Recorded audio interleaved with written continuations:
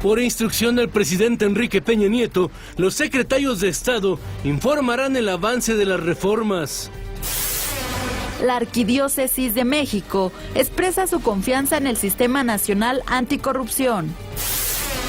Hombres armados atacan a la alcaldesa de Matamoros, Tamaulipas. Ingresa al penal del Altiplano Omar Treviño Morales, el Z-42. Se cumple un año de la desaparición del vuelo MH370 de Malaysia Airlines.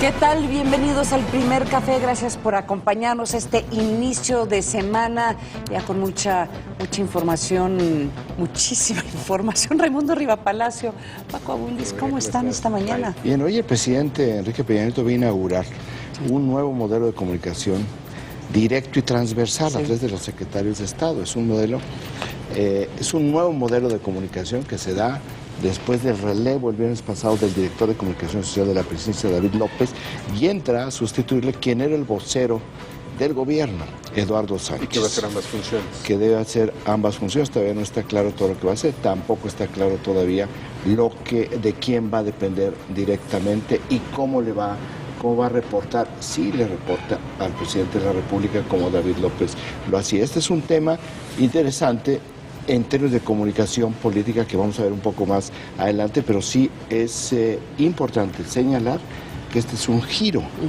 radical a la comunicación política de la presidencia que la va a hacer de más la activa. República.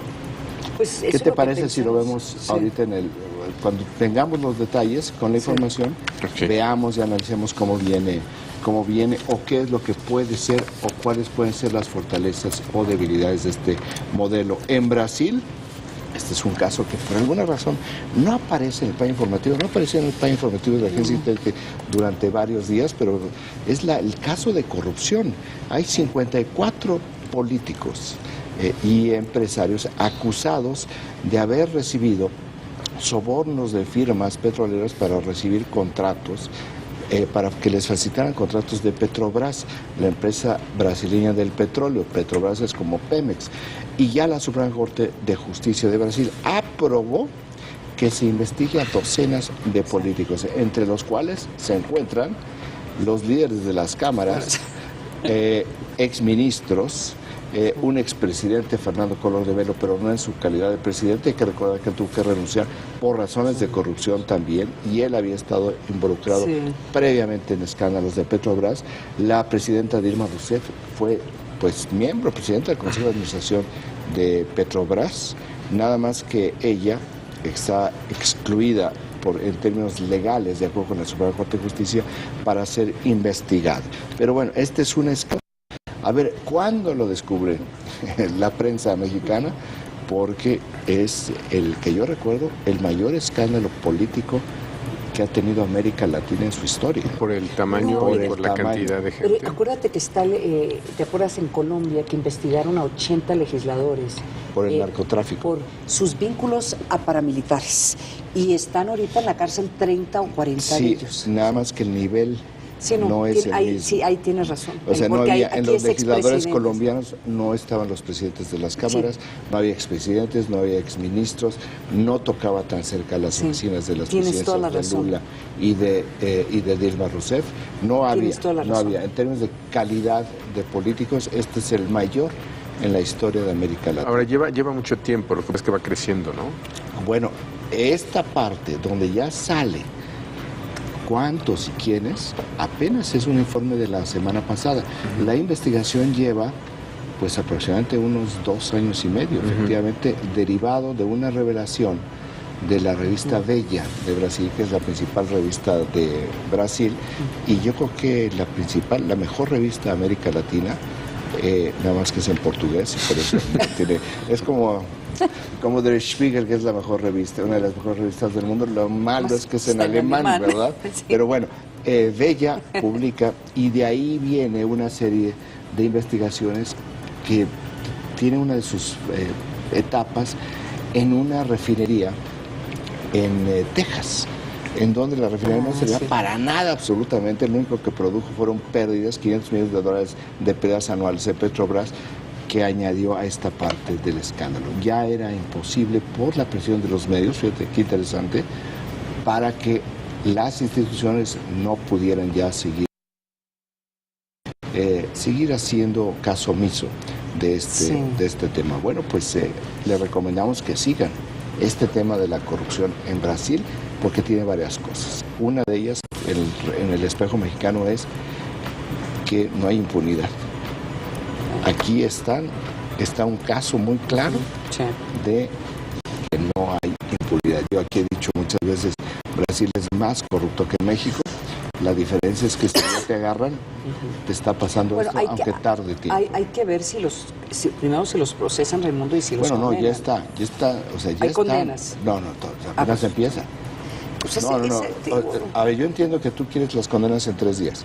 Ni en México, ni en Brasil, ni en el mundo se puede condenar a alguien cuando ni siquiera ha empezado el juicio. Aquí el tema es que sí, en Brasil, al igual que en México, se abren muchas investigaciones contra políticos corruptos y no hay condenas. Bueno, es que no está bien lo que dices. Uno de los involucrados en otro tipo de corrupción, que la llamaban la mensalao, la mensualidad, que era como a través de compras de legisladores durante el gobierno de Lula se aprobaron las reformas económicas de Lula. O sea, aquí hubo una negociación, ya se compraron voluntades. Esa es también la diferencia. Déjame terminar nada más, porque eso es lo que tú dices. El responsable de eso, José Dirceu, que era el presidente, el jefe de la Casa Civil, que es como el jefe de gabinete del gobierno de Brasil, del presidente de Brasil, fue a la cárcel. O sea, trae en este momento ya un tipo de situación como prisionero peculiar dentro de las reformas que ha habido en el sistema penitenciario de Brasil, donde él sale, está en Brasilia, él sale en la mañana de la cárcel y regresa en la noche a dormir. Pero era el hombre más poderoso en el gobierno de Lula, y se fue a la cárcel. Por eso te digo, algo es ir a la cárcel y algo es que los condenen, porque en Colombia... Está condenado, está pagando sentencia. Déjame acabar.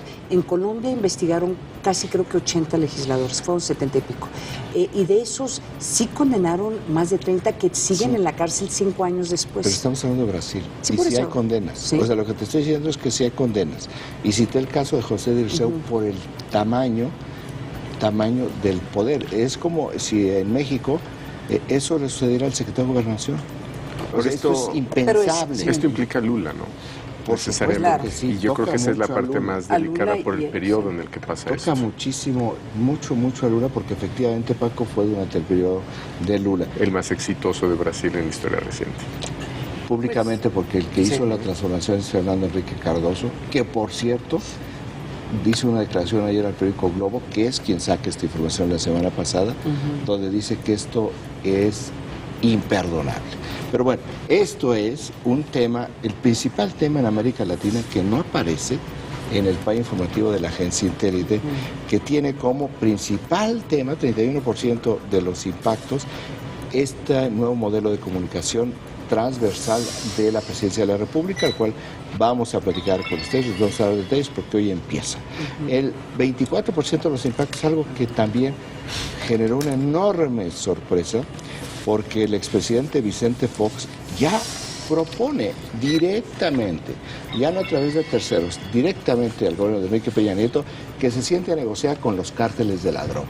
Que se siente a negociar, no lo dice de esta manera, pero que se siente a negociar con Ismael. Dialogar. Bueno, usa la palabra a dialogar, porque también, dice, los criminales tienen derecho a una segunda oportunidad. La pregunta aquí sería, y lo vamos a ver un poco más adelante, si él lo hizo así durante su gobierno.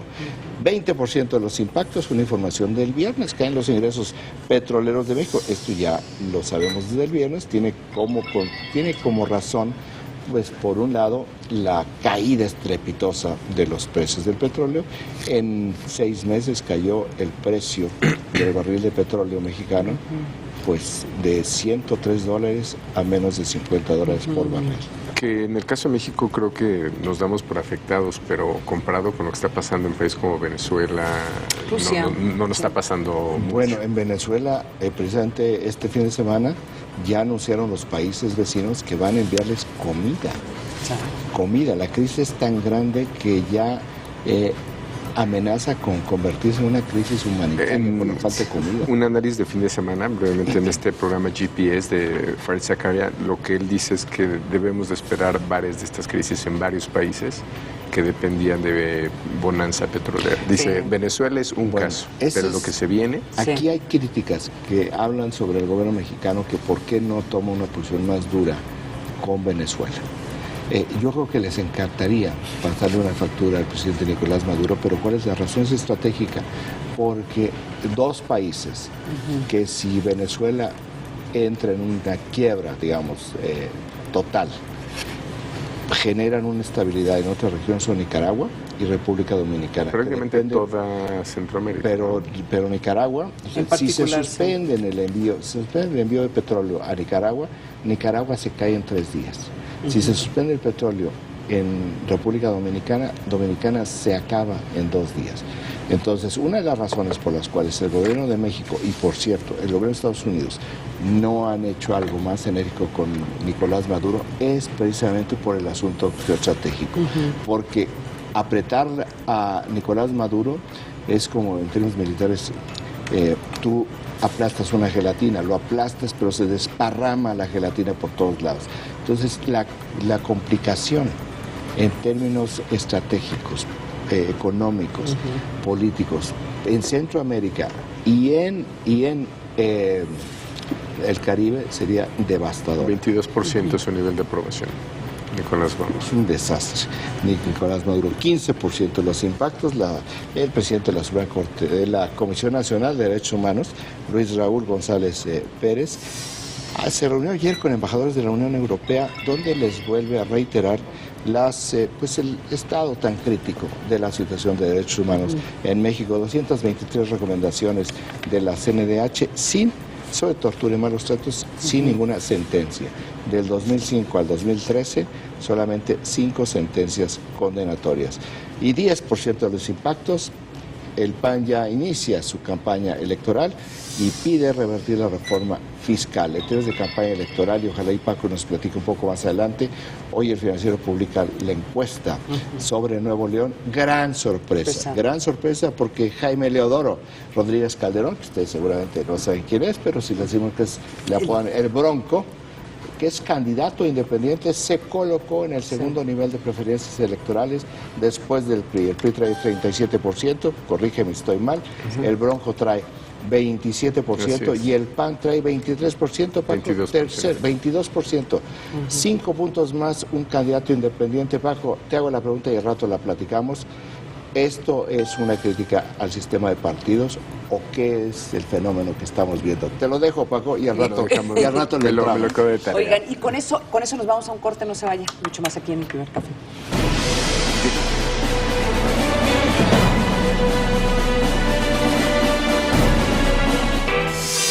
Por su compromiso con la creación de proyectos para la educación y formación de jóvenes, por su liderazgo intelectual y social y por su intachable trayectoria, Ricardo Salinas Pliego, presidente de Grupo Salinas, fue distinguido con el grado doctor honoris causa de la Universidad Autónoma de Guadalajara. En virtud de sus excepcionales contribuciones a la sociedad mexicana en el campo de la promoción empresarial y la responsabilidad social, 6 de marzo de 2015, Ciencia y Libertad, firman el rector y las autoridades de la Universidad Autónoma de Guadalajara. Ricardo, muchas felicidades.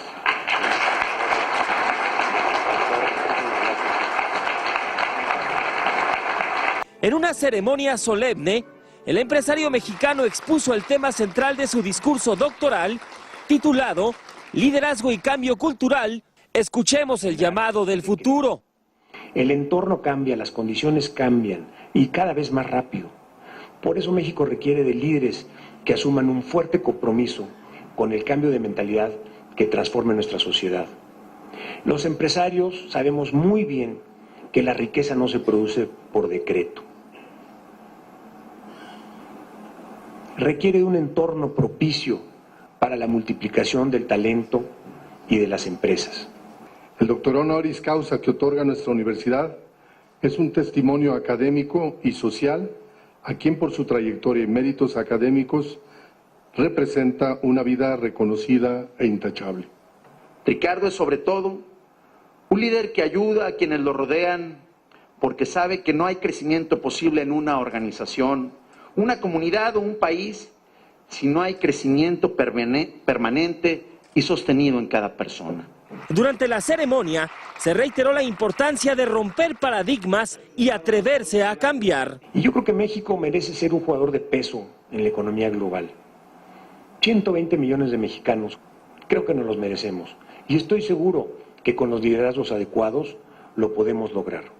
Ahora el nombre de Ricardo Salinas Pliego estará en la lista de destacadas personalidades a quienes esta universidad ha otorgado el doctorado honoris causa, como José Vasconcelos, Antonio Ortiz Mena, Pedro Ramírez Vázquez y Luis Barragán.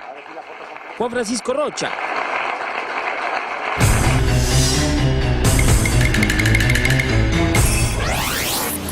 Matrimonios del mismo sexo. A más de 5 años de su aprobación, se han casado más de 5.400 parejas en el Distrito Federal. El dato útil para comentar en el café. 40 cuadros por segundo. 40 emociones. 40 grandes actuaciones. 40 visiones de los mejores directores. Más que un número, la mejor opción para ver el cine en tu casa. Cinema 40. Lunes a viernes, 15 horas. Proyecto 40. Si yo hubiera estado con ella, esto no habría sucedido. Ya me voy, mijita. Adiós, señora. Oye, ¿qué crees? Chava me regaló cocaína para probarla. ¿Quieres? Pues órale. Órale. Yo no sabía. Esa amiga de Diana no me daba confianza.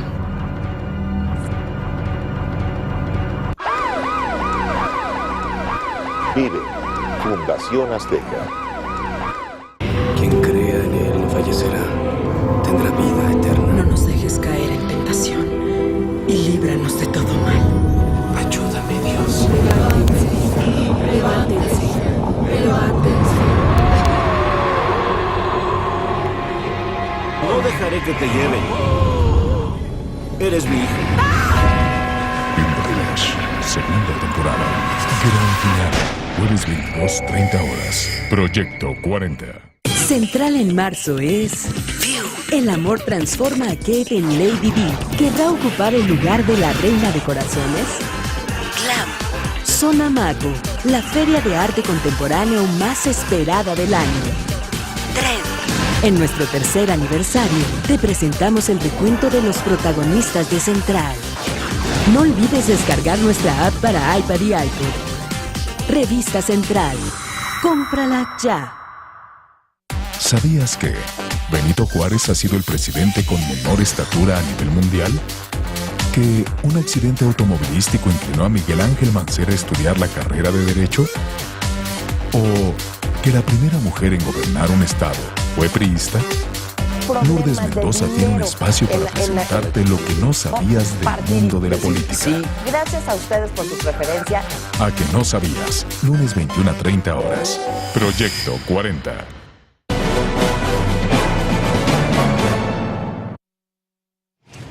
Pues sí, tenemos esta medición que es inédita para el sistema de partidos de este país, que ahora sucede con un estado, Nuevo León, es un partido, bueno, es una candidatura independiente local, pero si esto se convirtiera en tendencia nacional, estamos ante un realineamiento no solamente de la preferencia electoral, sino tal cual de cómo se seleccionan candidatos en este país. Oye, un poco nada más para retomar y darle un poco de orden.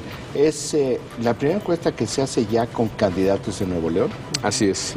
Hay una previa, pero no estaba el registro todavía de este candidato que apenas se acaba de lograr. Para haber logrado el registro se necesitaban 25,000 firmas. Así es. Con eso ya te da el registro de candidato. Ahora, están aquí, la enorme sorpresa es la caída del PAN frente a un candidato independiente.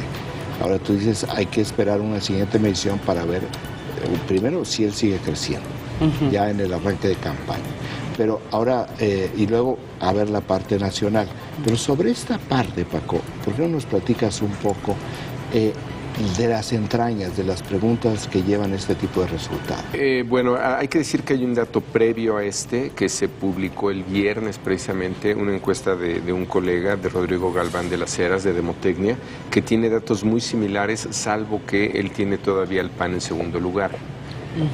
Pero es básicamente un dato muy similar. Él tiene algo como 40 PRI, 28 PAN, 27 el Bronco como candidato independiente, que estaría empatado ahí. ¿Cuándo fue? 2 semanas antes de 2 semanas antes. Entonces, si esto tuviera tendencia, quiere decir que lo que hoy día tiene la alianza que tiene el PRI con el Partido Verde, con Nueva Alianza y este partido local, el Demócrata, llegaría a 40 puntos de preferencia. Es decir, tienes 60% de electorado que no es priista. Ahí hay que recordar un modelo clásico que se publicó en un libro hace muchos años con Domínguez y Poiré. Jorge Domínguez, es un profesor de Harvard. Poiré, nuestro ex secretario de Gobernación, que tuvo un periodo académico muy sólido, donde ellos hacían un modelo en 2 etapas. Primero decides si eres priista o no, y a partir de que no eres priista, ves tus opciones electorales. Seguiría funcionando para efectos prácticos en varias elecciones. Entonces aquí tenemos el primer dato, pues, que es revelador de esta medición, es 60% de Nuevo León no es priista hoy. ¿Cómo se divide ese voto? Normalmente la segunda opción pasaría a ser Acción Nacional. Lo que tenemos en estos números que resulta inédito es que en este bipartidismo que no solamente tiene Nuevo León, sino también tiene Sonora, tiene de las elecciones que vienen, tiene Querétaro, tiene San Luis Potosí, este candidato está rompiendo ese equilibrio y entonces ser una opción legítima para el electorado, de tal manera que las primeras 2 opciones ya se convierten en este voto independiente del Bronco, de Jaime Rodríguez, y de Acción Nacional. A ver, explícame una cosa entonces, porque el Bronco fue priista por 30 y pico de años y de hecho fue alcalde, y lo estamos viendo aquí en la portada del Financiero que explica que fue alcalde de García, pero un alcalde priista, o sea, el Bronco está claramente identificado con el PRI. Entonces yo te pregunto, lo que estamos viendo en Nuevo León es el fenómeno de la gente que va a votar en contra de la política tradicional, o es un fenómeno de los que están votando en contra del PAN, por lo que representa el PAN, porque hay tantos panistas, por lo menos en las que se vieron reflejadas en la encuesta, o simple y llanamente tiene muy buenas campañas y los otros candidatos no. En realidad, aunque tuviera buena campaña, lo interesante del fenómeno también es que no tiene de medios de comunicación o no tantos como tienen los candidatos, por lo menos de lo que sería la primera y la segunda fuerza electoral. Yo creo que lo que está haciendo la campaña del Bronco es cuestionar y poner de un solo lado en un paquete al PRI y al PAN como los partidos tradicionales, y él ponerse como una opción externa. Ahora, esto sí es una crítica frontal al sistema de partidos, que me parece interesante porque es otra respuesta cuando la gente pregunta qué va a pasar con los escándalos recientes que hemos tenido en el país, si va a haber abstención, si va a haber voto nulo. A mí esta me parece la respuesta más clara de esa crítica. Entonces, ¿por qué no le está quitando él votos al PRI? Tú dices que le parecería que le está quitando votos al PRAN. Por lo pronto. Por lo pronto, porque yo te digo, me imaginaría más que le estuviera quitando votos al PRI. Te doy 2 datos que están reportados hoy en el Financiero, a los que hay que poner atención. Ivonne Álvarez, que es la candidata del PRI, tiene más de 90% de conocimiento, 92%. Este candidato independiente, Jaime Rodríguez, tiene 30 puntos menos y es la segunda fuerza electoral. Si esto tiene tendencia, lo que pasaría es que en la medida que se le va conociendo más, él podría ya empezar también a captar voto priista. Sus niveles de conocimiento están 30 puntos por debajo de la candidata ganadora, digamos, hoy día. Pero él, no obstante que no es el más conocido, pero sí es el que tiene mejor imagen, junto con Felipe de Jesús Cantú, hoy que está en segundo lugar, que es el candidato del PAN, de Acción Nacional. Entonces, lo que está pasando hoy día por estos números es que por lo pronto le está quitando Acción Nacional, claramente. Si él sigue avanzando, lo que podría suceder es que empiece también a captar voto priista. Ahí vemos también un dato de lo supongo, 5% del movimiento ciudadano. Así es, que con tiene Fernando como Elizondo, candidato Fernando Elizondo, exgobernador. es uno de los panistas de Prosapia, en Nuevo León, exgobernador, el secretario de Energía con el presidente Vicente Fox, y que le quita 5 puntos que podríamos asumir que son fundamentalmente votos del PAN. Así es. Ahí que esto, digamos, es como el arranque, es previo al arranque de las campañas, que era donde iba. Candidato independiente, ¿cuántos recursos tiene para poder hacer elección? ¿Qué es lo que le da el Instituto Nacional Electoral? Bueno, nada. Tal como dice su spot, es simbólico. No sé qué tiene en términos de recursos. Porque esto lo menciono porque pues tienen que financiar una estructura, porque solamente de pura preferencia saliva, pues si solamente de saliva sigue avanzando, lo que nos estará diciendo es que la crisis de los partidos es mucho más profunda de lo que estamos viendo. Si vemos que empieza a caer frente a los adversarios, podemos entonces suponer que los partidos van pues marchando con sus maquinarias. Creo que lo interesante de esto es, no recuerdo un candidato que haya llegado tan lejos, independientemente de si gana o no, pues no solo de saque, sino sin plataforma. Es decir, esto está retando a las plataformas por él. Sí, por Como, él. es decir, que aquí se suma otra tendencia, la tendencia a que cada vez el electorado vota más por personas y no tanto por partidos, tal cual por un logo, por una institución. Este es el mejor ejemplo.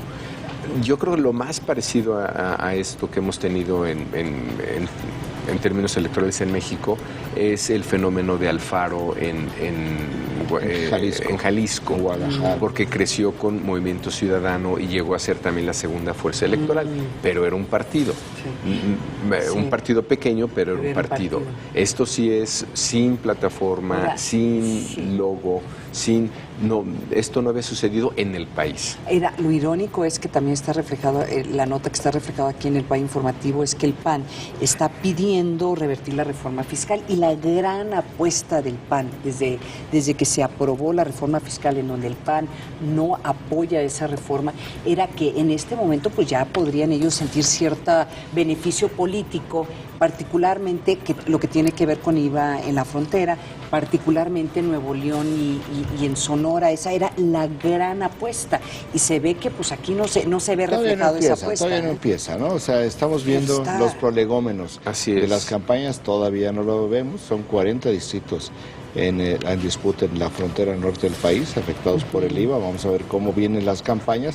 Ya estamos viendo aquí el tema central de la campaña. También vemos con esta parte de la comunicación de gobierno, pues una forma de respuesta político-electoral. Sí, porque hay logros finalmente, lo que ves que no se han comunicado del todo o la gente no los conoce. Nada más en el comparado, decir quién está en esta contienda, está Ivonne Álvarez, senadora, ¿no? Nuevamente muy conocida, está un expresidente municipal, Felipe de Jesús Cantú, con una gran gestión en Monterrey, está un exgobernador, Fernando Elizondo, y finalmente el Bronco, ¿no? Jaime Rodríguez está en segundo lugar. Expresidente municipal priista. De un municipio mucho más pequeño. Pero mi reflexión sobre esto no es que los otros sean candidatos pequeños, no es que no sean figuras públicas, no es que son pesos completos en términos políticos, y eso también nuevamente... se está poniendo muy bueno esto. Pues es cuestionamiento a los partidos y cuestionamiento a sus candidatos, y probablemente el hecho de que sea experista a sus procesos, a los procesos de selección, que es la otra crítica implícita en estos números. Oigan, y hablando de comunicación, lo que habías mencionado hace unos minutos, comunicación por parte del gobierno federal, bueno, se supone que a partir de hoy cambia la forma en que se va a llevar a cabo esta comunicación. Ahora los secretarios de Estado informarán a la ciudadanía sus avances en la aplicación de las reformas aprobadas en el Congreso.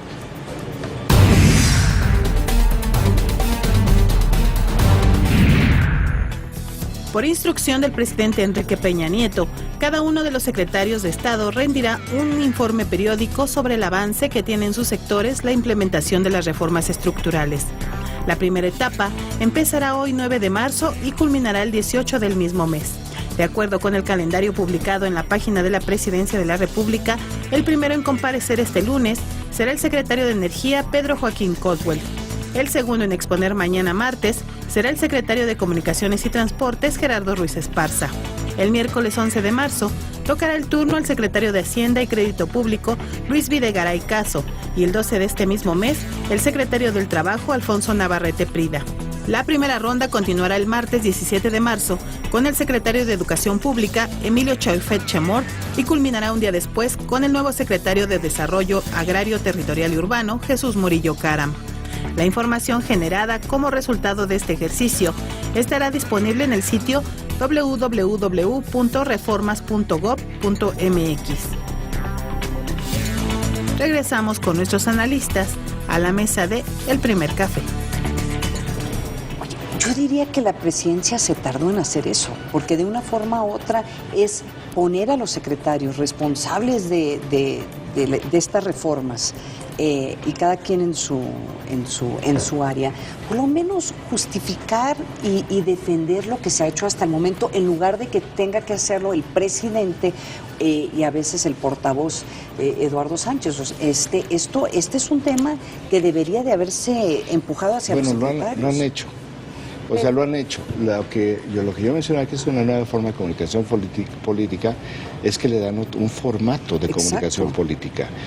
No sabemos en este momento, y hoy vamos a ver cómo está diseñado, cómo lo diseñaron cuando el secretario de Energía, Pedro Joaquín Caldwell, dé su primer reporte o informe o comunique, como se quiera decir, porque, bueno, hay varios momentos en los cuales eso es lo que hacen, el desglose del informe presidencial es cuando los encargados de despacho van a detallar, abundar lo que planteó el presidente o lo que reportó el presidente en su informe a la nación, y ahí hay una serie de preguntas, respuestas, los someten a una sesión en las cuales ellos tienen que responder.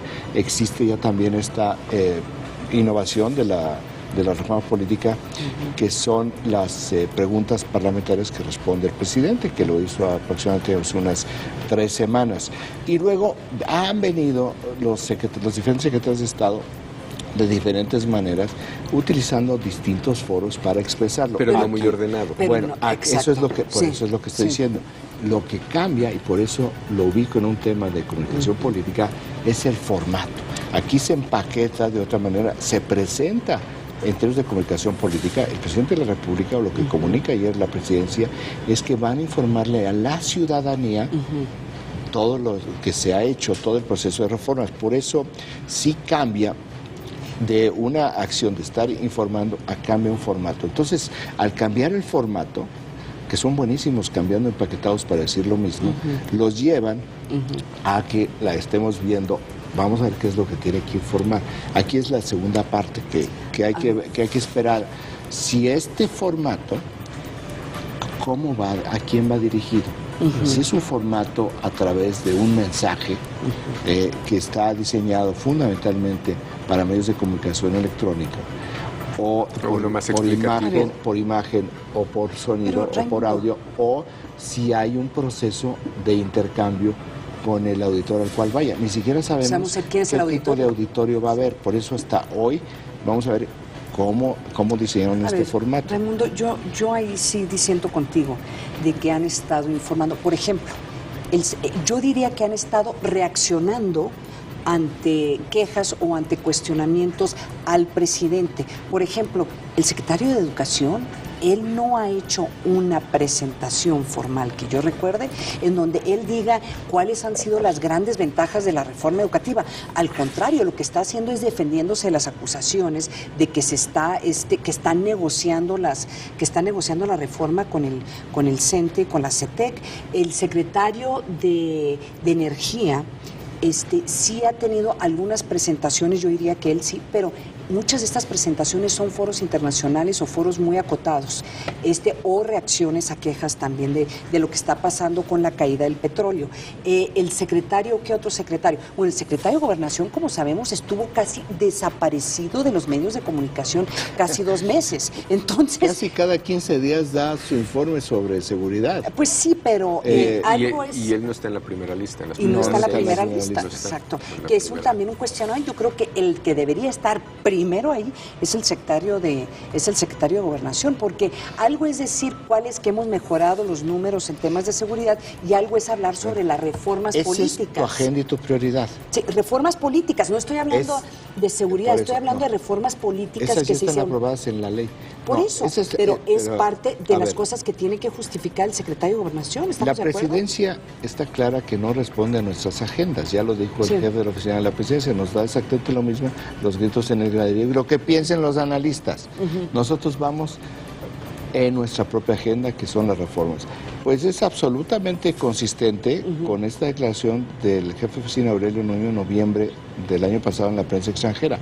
¿Quién es el número 1 en la lista? Por supuesto que el secretario de Energía, con la reforma madre de este gobierno, de energética. ¿Tú le encuentras algún significado en el orden? O Pero sea, claro, energía, comunicaciones y transportes, hacienda, trabajo, educación y SEDATU. Bueno, son las grandes reformas. Y el secretario de Comunicaciones y Transporte tampoco había salido a dar conferencias de prensa o explicaciones por los escándalos que traen que vienen desde la presidencia. Es interesante porque buena parte de la comunicación que ha habido es más de soundbite. Es más publicitaria, ¿no? O la más conocida. Una parte y la otra parte han estado en comisiones. O sea, a lo mejor no registras todas las comparecencias de los secretarios en comisiones, pero sí han estado en comisiones. O sea, no vamos a ver algo nuevo de lo que hemos visto. Vamos a ver información reciclada. Estamos con otro formato. Empaquetado, sí. Por eso me interesa mucho ver cómo va a ser, qué tipo de audiencia. Si es con interlocución o es de exposición. Exactamente, si es cómo lo presentan, cómo lo van a acompañar, para poder nosotros mañana poder platicar aquí sobre los detalles, cuáles son, a qué audiencias va dirigido y poder plantear una primera hipótesis sobre cuál es. Lo que sí, hasta en este momento, por la información disponible hasta hoy, es un cambio en la comunicación, con el formato de una comunicación directa con los ciudadanos. Es una apuesta interesante. Vamos a ver cómo es el formato para ver sus alcances, sus fortalezas, sus debilidades, porque si es como un pequeño informe simplemente de lo que se ha hecho, pues yo no sé si pueda tener el impacto que está buscando. Ante la necesidad informativa. Exactamente, y también ante los cuestionamientos que va a haber, porque los va a haber. No importa qué consistente pueda ser una presentación de esta naturaleza, va a haber un cuestionamiento. Entonces, ¿cómo se resuelve la parte del cuestionamiento? ¿Cómo se resuelve el día después? No la presentación, sino el día después, para darle un seguimiento para que los analistas y para poder consolidar. Pero sobre todo, los analistas son una parte secundaria del objetivo, porque no está dirigido a los analistas, no es una conferencia de prensa, no es una reunión con un grupo de columnistas de analistas, es comunicación con la ciudadanía. Es decir, el presidente decidió, de acuerdo con una propuesta seguramente de su equipo, que se va a comunicar directamente con los ciudadanos, que deja a todos los intermediarios. Como intermediarios pienso en los medios, o sea, todos en son voceros. Como secretarios son voceros también. Exactamente. Y vamos a repartir las cosas para que no todo le caiga al presidente, porque en este momento el estilo personal del presidente de gobernar es muy vertical. Por su propio diseño. Entonces él tiene que combatirse a sí mismo y decirle: señor presidente, aguántese, deje que sus encargados de despachos, que son los fusibles, presenten la primera línea de golpeo para que sean ellos los que reciban las críticas. Mira, al final de cuentas, todos los positivos van al presidente, pero los negativos no deben ir al presidente, tienen que ir hacia abajo. Oye, y no estamos viendo una forma diferente de gobernar por parte de Enrique Peña Nieto, que era el que conocemos, es donde tienes 2 secretarios, y eran estos 2 secretarios, el secretario de Gobernación y el secretario de Hacienda, que literalmente eran los portavoces de todo. Y si tú te acuerdas, Videgaray, el secretario de Videgaray, era el único que hablaba sobre el tema de energía. El secretario de Gobernación hablaba de todo. Entonces, es que no era tan así. ¿Sí? No era tan así, pues, y esto no releva o sustituye ese modelo donde hay 2 pilares y el jefe de la oficina de la presidencia, por eso dicen la presidencia tripartita, porque son 3 personas las que toman finalmente las decisiones con el presidente de la República. O sea, no las toman por él, son los que plantean y el presidente toma las decisiones. No, aquí es comunicación política, no es gobernar, no es administrar el poder. Comunicación política en este momento. Empiezan hoy. Hoy con el secretario de Energía, pero mañana Comunicaciones y Transportes con Gerardo Ruiz Esparza. Pasado mañana el secretario Videgaray. El jueves Trabajo, Navarrete Prida, y el viernes Educación. Yo creo que esto estamos viendo el fortalecimiento de Aurelio Nuño 17. Y el debilitamiento del secretario de Gobernación y secretario de Hacienda. Pero vamos a ver. Nos vamos a un corte, no se vaya.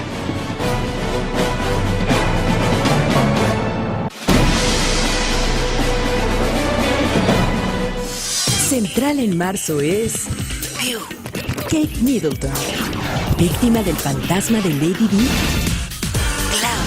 La Selva Lacandona llega a Reforma en una exposición fotográfica. No olvides descargar nuestra app para iPad y iPhone. Revista Central. Cómprala ya.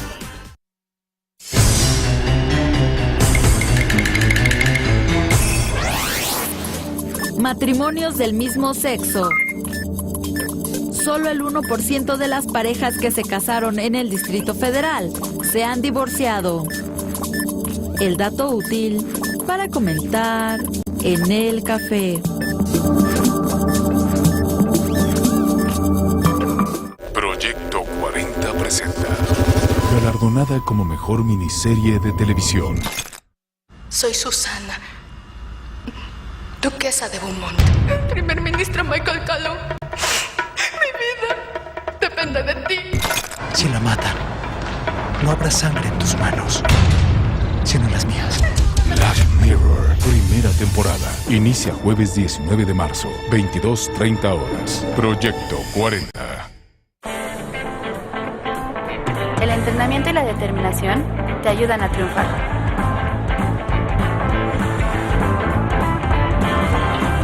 Leer te ayuda a concentrarte para superar los retos de cada día. Lo que importa está en tu cabeza. Lee 20 minutos al día. Consejo de la Comunicación, voz de las empresas. Plantearemos lo que a nuestro juicio será este 2015. Poder Financiero, lunes 22 horas. Proyecto 40. Red Política. Todo lo que digan que hacen y cómo se mueven los políticos tiene una meta: ganar 2015. Lunes 21:45 horas. A principio de la década de los 80, ante la aparición de una enfermedad que poco tiempo después se conocería como SIDA, el gobierno de los Estados Unidos y los principales medios de comunicación bloquearon cualquier ayuda, cualquier información sobre esta epidemia. En estos años de silencio, murieron y se contagiaron millones de personas. Pero un grupo de hombres homosexuales los enfrentaron y cambiaron la historia. Un corazón normal. Únicamente por 4 semanas, los miércoles y los jueves a partir del 11 de marzo en el Teatro Milán. Además, gira nacional.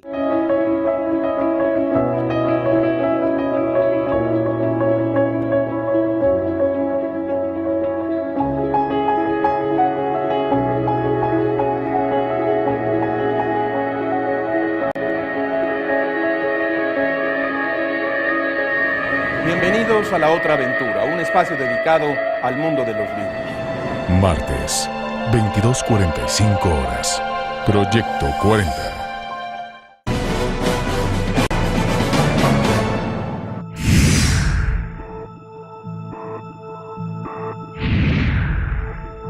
La Procuraduría General de la República informó que fueron puestos a disposición del Ministerio Público de la Federación 14 elementos de la Policía Federal, de los cuales 13 fueron consignados por estar implicados en el secuestro de un empresario de la ciudad de Matamoros, Tamaulipas. De acuerdo con la indagatoria, policías federales acudieron al establecimiento comercial de la víctima, ordenaron al empresario que los acompañara, después lo despojaron de su cartera, del teléfono celular y emprendieron la marcha por carretera hasta que lo bajaron de la unidad para cambiarlo a otra, privándolo de la libertad por varias horas. La víctima logró denunciar a sus captores. Los uniformados fueron detenidos y trasladados al Ceferezo de Tepic, Nayarit, donde se resolverá su situación jurídica.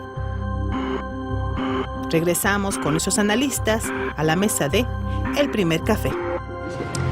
Además, la ola de violencia en Tamaulipas continúa, ahora fue contra...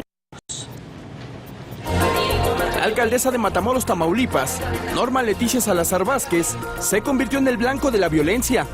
Justo antes de llegar a su domicilio, un grupo de hombres armados atacó la camioneta donde se transportaba y otros 2 vehículos con por lo menos 8 personas que la custodiaban.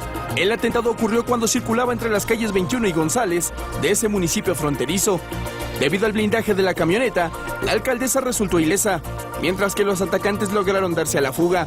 La Procuraduría General de Justicia del Estado inició una investigación en torno a estos hechos.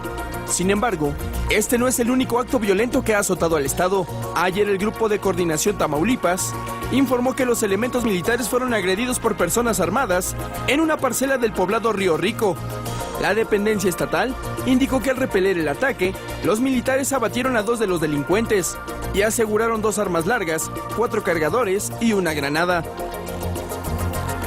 Regresamos con nuestros analistas a la mesa de El Primer Café. Bueno, ya vieron lo que está pasando en Tamaulipas. Ahora, este fin de semana el expresidente Vicente Fox pues reapareció para dar una serie de controvertidas declaraciones. Vamos a dialogar. Eso fue lo que dijo. El expresidente de México, Vicente Fox, consideró que para acabar con la violencia en el país, el gobierno federal debe dialogar con los criminales. Declaró que no se trata de pactar con ellos, pero sí de mejorar la estrategia, la cual dijo debe ser inteligente. Incluso puso de ejemplo a Libia, un país que está negociando y llevando a cabo un diálogo para buscar la paz. Para Fox, las capturas de Servando Gómez Latuta y Omar Treviño Morales, el Z-42, no garantizan el fin de la inseguridad. Incluso aseguró que quienes pasan a las filas del crimen organizado no tuvieron la oportunidad de incursionar en el mundo de la música, de tener un empleo o un espacio en la universidad. Regresamos con nuestros analistas a la mesa de El Primer Café. Ay, me encanta cuando los expresidentes, pues ya siendo expresidentes, dicen, no, pues hay que dialogar, pobrecitos. Vicente Fox. Bueno, pero espérate, también los expresidentes, estoy pensando en César Gaviria, Ernesto Zedillo, vamos a las drogas. Enrique Cardoso.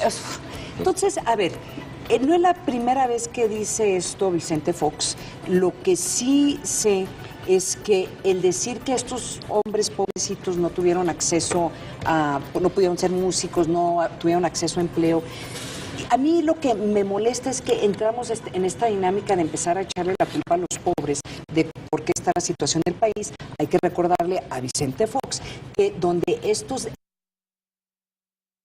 funcionan generalmente, tal vez con la excepción de Guerrero, son estados en donde sí ha habido por lo menos crecimiento económico en la última década, por una parte, y el ejemplo que usa, es que no, es muy fácil decir vamos a dialogar, pero no te da un modelo, decir, bueno, nos sentamos a dialogar con la tuta, que de hecho fue, creo que hubo varios momentos en donde funcionarios de Michoacán se sentaron a platicar con la tuta, y luego, ¿qué haces? A ver, señor criminal que has matado una decena de personas, pide disculpas y por favor deja de delinquir. O sea, no nos da un modelo. Yo creo que uno de los modelos que se quiso usar ante este tipo de declaraciones de Vicente Fox podría haber sido lo que pasó en Colombia, pero lo que pasó en Colombia, el modelo de Colombia simple y llanamente no se aplica a lo que está sucediendo en México. Creo que porque para negociar necesitas instituciones. Más allá de la mecánica,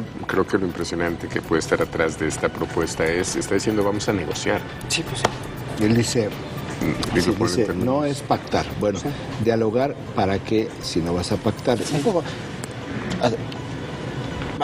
vamos un poco menos estruendosos contra Vicente Fox y ver un poco los hechos.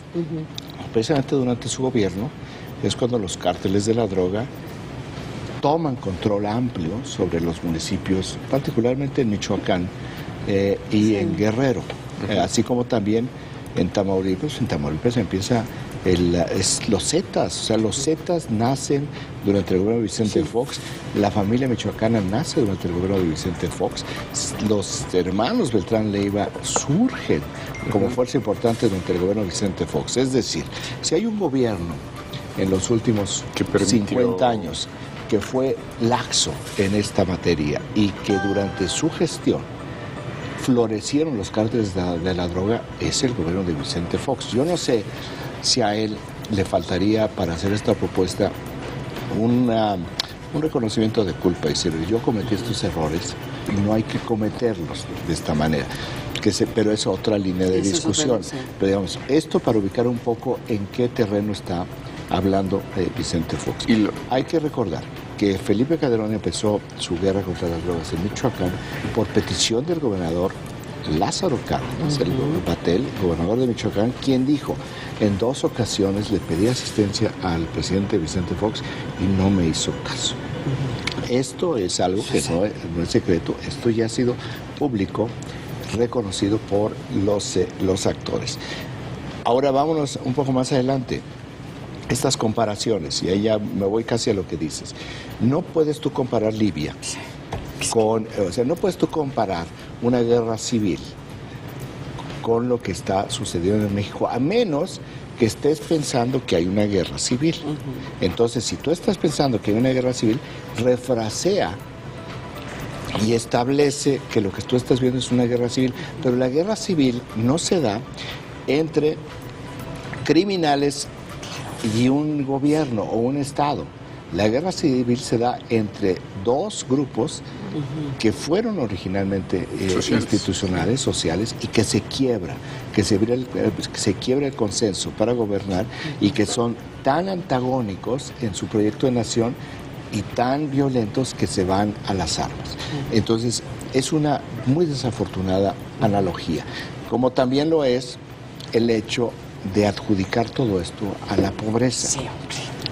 Porque, pero entendemos un poco la confusión de Vicente Fox cuando incorporaba las remesas como parte de la política económica de su gobierno, porque cada vez, cuando hablaba de todos los ingresos mexicanos, hablaba del petróleo, el turismo, lo cual es correcto, y las remesas se va como si las remesas fueran parte de la política económica, cuando las remesas, el que las presumía tanto, era el reflejo real o la crítica cotidiana del desastre de la política económica. Las remesas se dan por la expulsión económica de los mexicanos hacia otros países, particularmente hacia Estados Unidos. La otra, y le decía, la pregunta que hay que hacerle es, ¿y entonces usted qué hizo? ¿Pactó con los cárteles de la droga o cómo ha venido su evolución? Me queda claro que no pactó. Me queda claro que entregó el país. Ahí es donde creo que viene la otra ironía, porque si por algo creo que se le critica su presidencia es por haber minado, desaparecido, cuestionado los aparatos de inteligencia, inteligencia entendida como tu capacidad de saber qué hacer de frente, que diga hoy que hay que hacer esto con inteligencia, me parece que es una ironía. Datos, desmantelaron el CISEN y su secretario de Seguridad Pública, su primer secretario, Alejandro Gertz Manero, desapareció la Coordinación Metropolitana de combate, que por cierto, la había construido en el sexenio de Ernesto Zedillo, Jesús Murillo Caram desde la Subsecretaría de Gobernación, y además desapareció el SAR contra las drogas. Y Alejandro Gertz Manero asumió durante 4 años la Secretaría de Seguridad Pública y ser el SAR contra las drogas, es decir, no hubo combate contra las drogas. Entonces, esas son de las cosas que tendría que haber otro tipo de revisión. Oigan, nos están entrando muchísimos mensajes por Twitter, muchísimas gracias a las personas que nos escriben. Hacen referencia directa, Patricio Treviño hace referencia directa a las encuestas que acabas de mencionar, en donde él dice lo siguiente, es que no deberían de sacar estas encuestas en Nuevo León, son falsas, yo lo veo todos los días en el primer café, no le gustaron, dice que el Bronco no obtendrá ni el 5% de votos en Nuevo León, de dónde se sacan esas encuestas, y me manda un tercero, checa todas las encuestas en los periódicos de Nuevo León y te das cuenta que el Bronco no pinta para gobernador, aquí solo pinta el PRI y el PAN. De hecho, no estamos diciendo nada nuevo. Sí. La encuesta de Demotecnia que se publicó el viernes tiene prácticamente los mismos números, sí, y es una encuesta, hasta donde entiendo, promovida por un grupo afín al PRI, lo cual querría decir que el mismo PRI está avalando estos números. Sí, está interesante, ¿no? Entonces, pero ese va a ser el tema, cada vez que hablemos de alguna de estas encuestas, siempre va a haber alguien o algún grupo que no esté de acuerdo. Entonces, de nuevo, muchísimas gracias por escribirnos. Mi Twitter es @Salazar, @Rivapá, @Paco_Abundis. Con eso, pues yo creo que algo más que quieras agregar. No. Mañana viene el voto en la Suprema Corte de Justicia, donde dan todo el voto en el Senado para la Suprema Corte de Justicia, y todos los momios es Eduardo Medina Mora. Y es importante el informe que se presentó, desde 400 y tantas páginas, ¿no? Sí. De parte de la Secretaría de Estado, donde exculpan, en Estados Unidos, exculpan a... Sí, ya no pudimos entrar, pero mañana platicaremos sobre este programa Rápido y Furioso. Nos vemos mañana. Muchísimas gracias por acompañarnos de nuevo aquí en el Primer Café. Hasta luego. Nadie quiere volver a ver niños arriesgando su vida, viajando solos desde Centroamérica a Estados Unidos para reunirse con sus padres. Más de 60,000 lo hicieron el año pasado.